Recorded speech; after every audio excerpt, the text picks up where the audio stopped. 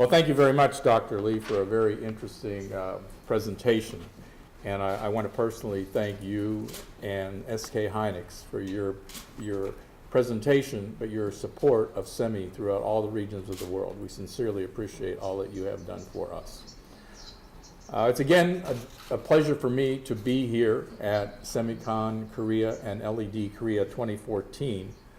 The exhibitions this week mark an exciting time of the year for all of us here in Korea, especially for the semiconductor industry. We've had a strong presence here globally, and it represents a very important market for our member companies who are exhibiting here this week. The industry outlook is a bit brighter compared to my presentation of last year. The industry outlook today is brighter compared to my presentation here a year ago. Semiconductor industry trends exhibited signs of improvement in some segments during late 2013, and the outlook for 2014 is generally more positive in terms of semiconductor sales and investments. Korea continues to be a leading manufacturing region for semiconductors, covering both leading-edge devices and advanced packaging technologies that are so critical to the electronic systems, especially in the mobile sector that is so pervasive in the world around us. And thus we look forward to all the events and exhibits here this week at SEMICON Korea and LED Korea. During the next 15 to 20 minutes, I'll provide first an update of the semiconductor industry outlook, discuss some of the key drivers and the trends impacting the market, give our current view of the equipment and the materials industry, and highlight Korea's position in the global market. Just a few weeks ago, SEMI held an industry strategy symposium in California, and the analysts and the business leaders from global semiconductor and electronics industries came to this event and presented their outlook for the coming year. Several analysts who presented at our symposium discussed the correlation between semiconductor sales and the global economy. With respect to the economy, analysts see encouraging signs for 2014. We're expected to expand by about 3% compared to slightly less than 2.8% last year. Here is a slide showing some very optimistic predictions of up to 20%, but the mean ends up being down in around the 3% area. This is recognized as positive news for the semiconductor industry, and the chart here shows the expectation is for solid revenue growth for chip sales during the course of this year. The general consensus then for the semiconductor industry growth is in the mid to high single-digit range for 2014. Device sales for mobility applications are expected to continue to overcome the soft PC sales. And strong demand, as Dr. Lee said, for both DRAM and NAND will also contribute to the positive outlook for 2014. Specifically noted at the symposium was the importance of mobility to our industry, and 2014 will be the first year where communication IC spending will surpass the computing IC spending. Dr. Lee also mentioned a number of changes that are taking place in the semiconductor industry. Market opportunities associated with mobility and connectivity trends are represented by the rapidly increasing number of personal mobile electronics that almost all of us have. And I'm sure we not only have one, but two, but three, and sometimes 5 different mobile devices that we use on a daily basis. Mobility and connectivity trends also drive the need for more servers and greater infrastructure for cloud computing. More mobility means more cloud computing. And as connectivity becomes more pervasive and critical to commerce and to our lifestyles, the outlook through the rest of this decade promises to be both exciting and challenging as we enter the Internet of Everything. Interconnected smart devices and products will further transform computing, communications, and storage across industries and in our homes. It will fundamentally transform the relationship between humans and computing. Our industry will need to deliver new technologies for this to happen. we will need to pursue new semiconductor technologies, new electronic integration schemes, and new and growing applications of sensors to enable the Internet of Everything. With new performance and integration needs, process and technologies and material requirements are becoming more complex and costly.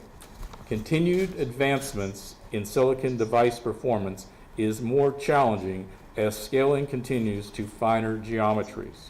While scaling can and will continue down below the 10 meter, possibly to 7 nanometer node, the semiconductor industry is looking beyond CMOS to address challenges with further device performance. New device architectures and materials will advance device performance. However, new and costly approaches will be needed to accomplish the processing of wafers with these new technologies. Lithography, of course, is critical in advancing device performance, and extreme ultraviolet, EUV, multi-patterning technologies will be used at the leading edge.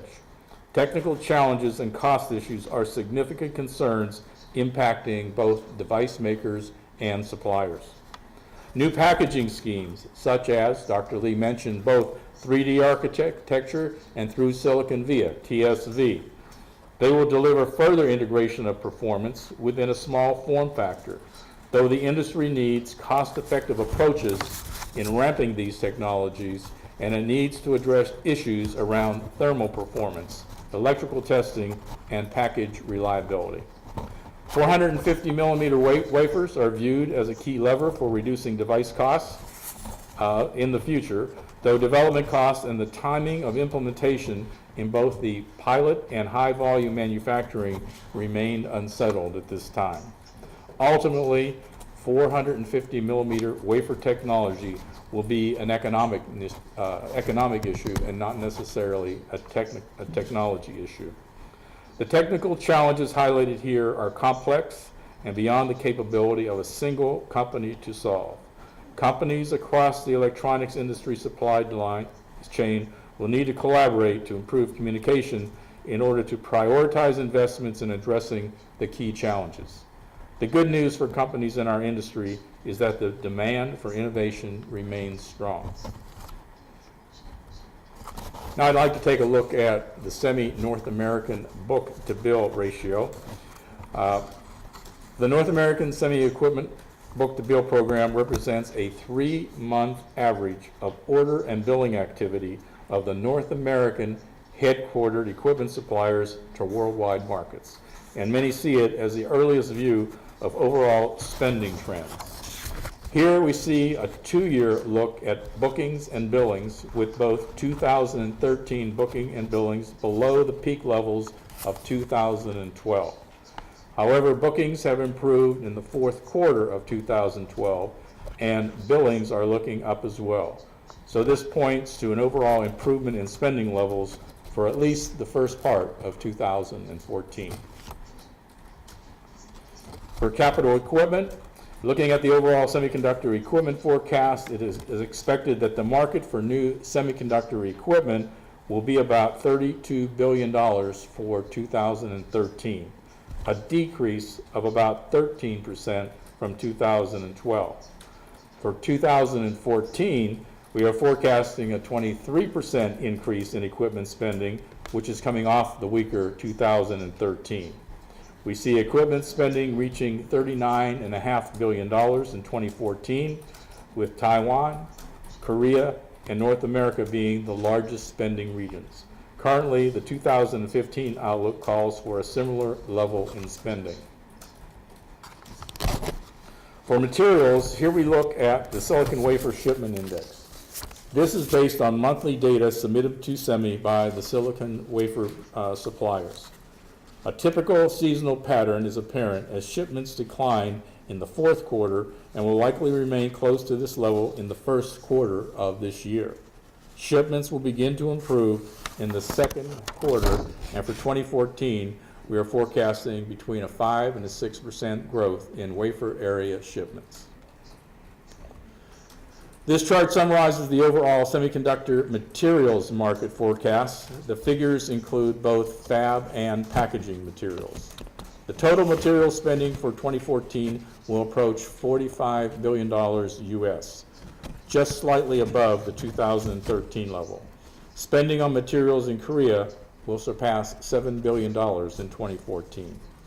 Note, many material segments are encountering low revenue growth as material suppliers face downward pricing pressures from their customers and the end user market. The low revenue outlook, however, is not bad news in all cases. In some segments of the industry is shifting away from the use of precious metals such as gold. In the area of wire bonding, for example, the transition away from gold wire will eliminate over $2 billion of gold metal costs in 2014 compared to just a few years ago. For Korea, the semiconductor market here in Korea represents the largest region of installed 300 millimeter capacity in the world, with a sizable portion of that capacity targeted towards both advanced NAND flash and DRAM. Korea is and continues to be the market leader for installed memory fab capacity. Significant spending on equipment and materials is required to maintain Korea's prominence in the industry.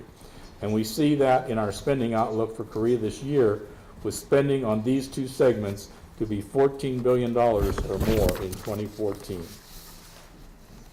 Companies here in Korea are important players in developing new device technologies, integrating new materials into chips and packages, ramping new package form factors, and leading the way in furthering system integration needed for mobile electronics. In summary, the expectation is for the global economy to improve this year. And with that, the global semiconductor industry will grow as well. Mobile and connectivity are the big drivers for our industry today. As technology evolves, and the Internet of Everything develops and grows, our industry will grow as well and will be required to deliver new devices and new ways of integrating electronic systems. Korean companies are at the forefront of leading-edge semiconductor device production. They are addressing a wide range of manufacturing challenge, which provides long-term opportunities for equipment and materials technology providers here at Semicon Korea. I want to thank you for your attendance here this morning, and with that, I will say so long for now, and we'll be available later for some questions. Thank you very much.